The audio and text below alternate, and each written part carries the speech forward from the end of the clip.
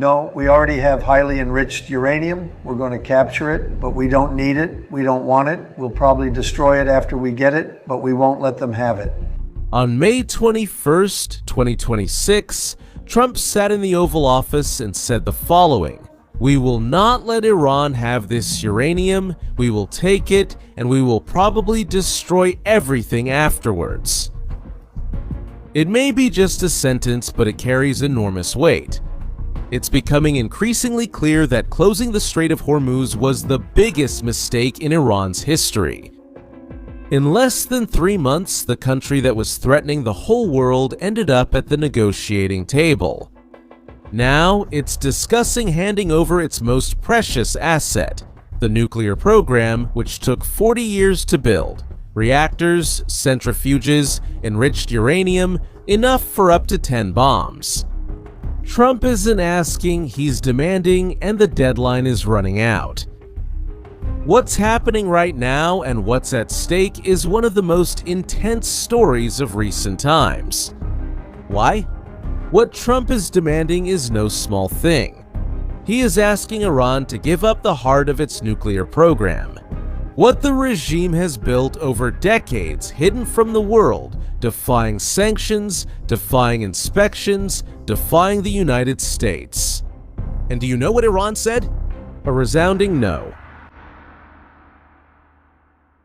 And to understand why this no is so serious, you need to understand what is really being negotiated.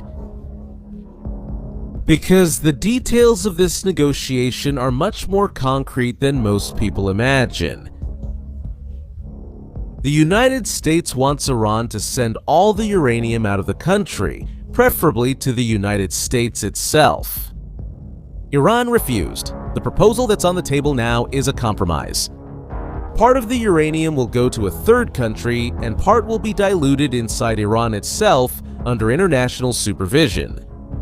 It was exactly this deadlock that derailed the talks between the American vice president and Iran in Pakistan last month. But there's more. The United States demanded that Iran completely stop enriching uranium for 20 years. Iran countered with 5 years. The mediators are still trying to close that gap. And there's money on the table as well. The United States even discussed a $20 billion deal in exchange for the uranium. The American offer for humanitarian purchases was $6 billion.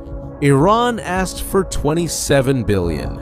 In other words, it's not a simple negotiation. It's a tug of war with huge numbers, impossible deadlines, and uranium that no one knows exactly where it's going. The International Atomic Energy Agency, which is the United Nations body responsible for monitoring nuclear programs around the world, estimates that Iran currently has almost 441 kilograms of highly enriched uranium. And do you know where that uranium is? Everything indicates that it is stored in underground tunnels in Isfahan, in the center of Iran. Satellite cameras caught trucks carrying 18 containers entering those tunnels before the war started. Since then, no one has been able to verify what's inside. 441 kilograms might seem abstract, but it's enough material to destroy up to 10 cities. And the country is estimated to have the capacity to produce material for 1 bomb every month. It's like the regime's life insurance. The new supreme leader of Iran, who took over after Khamenei's death at the beginning of the conflict, has already responded with a decree. The uranium will not leave the country. It will not be handed over to anyone. 2 sides, opposing positions, and a negotiation that's on a knife's edge. But while everyone is debating uranium, something happened quietly over the last few days that changed the game. Last week, Trump canceled military strikes that were planned to happen on Tuesday. The reason? Serious negotiations underway. Negotiations mediated by Pakistan. a country that emerged as the main diplomatic channel between the American government and the Iranian government. Russia has even offered to store Iranian uranium as part of an agreement. But so far, nothing has been decided. The next day, Trump declared that the United States is in the final stages of an agreement with Iran. Final stages. After months of war, of blockades, of an Iran that tried everything to resist. But this time, it seems that something has changed. The Strait began to breathe, and uranium became the only real obstacle between Iran and an agreement. On May 20th, something happened that hadn't been seen since the beginning of the conflict. A South Korean supertanker crossed the Strait of Hormuz alone, in a corridor that, until a few weeks ago, was a war zone where ships were attacked, captured, abandoned. 2 Chinese supertankers made the crossing along with it. The price of oil plummeted in the biggest drop in over a month just with this news, and that matters to you too. Because when oil prices drop abroad, now the price of gasoline here is also affected. But the Strait still isn't truly open yet. Traffic is still way below normal. Iran still has its control zone in place. They even charge ships a toll in Bitcoin to let them pass. That's right. But the uranium question remains unanswered. Now, I know that many people wonder at times like this, why doesn't Iran simply hand over the uranium? It seems obvious, doesn't it? The answer to that question is darker than it seems. Think about this. If you were Iran, would you hand it over? Iran knows very well what happens if they hand over the uranium. Without it, the regime loses the only argument that prevents a decisive attack. With it, any country thinks twice before going too far. And the regime has a very clear reason to maintain this position. Think about North Korea. Kim Jong-un built his bomb.